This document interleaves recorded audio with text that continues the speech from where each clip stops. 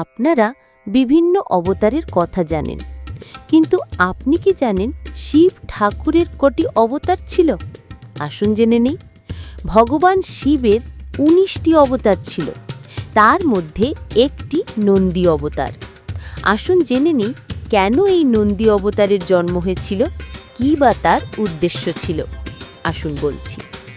শিব পুরাণ ও অন্যান্য শৈবগ্রন্থ অনুযায়ী নন্দী ভগবান শিবের অন্যতম পূজিত অবতার, যিনি অর্ধ মানব অর্ধ ষাঁড় রূপে আবির্ভূত হন ভক্তদের রক্ষা, অধর্ম ধ্বংস এবং ধর্ম প্রতিষ্ঠার উদ্দেশ্যে।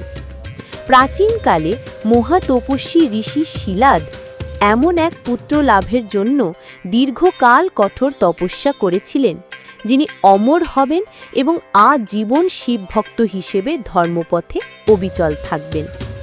শিলাদের তপস্যায় সন্তুষ্ট হয়ে ভগবান শিব স্বয়ং নন্দী অবতার ধারণ করে তার গৃহে জন্ম নেন। তারপর কৈলাসে পৌঁছে নন্দী শিবের নিকট গিয়ে গুরুদীক্ষা গ্রহণ করেন এবং পরবর্তীতে শিবের প্রধান গণপতি, দ্বার রক্ষক ও বাহন হিসেবে নিযুক্ত হন। নন্দী সর্বদা শিবলিঙ্গের সেবায়, প্রার্থনায় ও রক্ষায় নিয়োজিত থাকেন এবং ভক্তদের জন্য ভক্তি, শক্তি, সততা ও বিশ্বস্ততার চিরন্তন প্রতীক হয়ে আছেন। তাই শিব মন্দিরে প্রবেশের আগে নন্দী মূর্তির দর্শন ও প্রণাম করার প্রথা আজও অটুট আছে, কারণ বিশ্বাস করা হয় নন্দীর মাধ্যমে শিবের কাছে প্রার্থনা পৌঁছায়।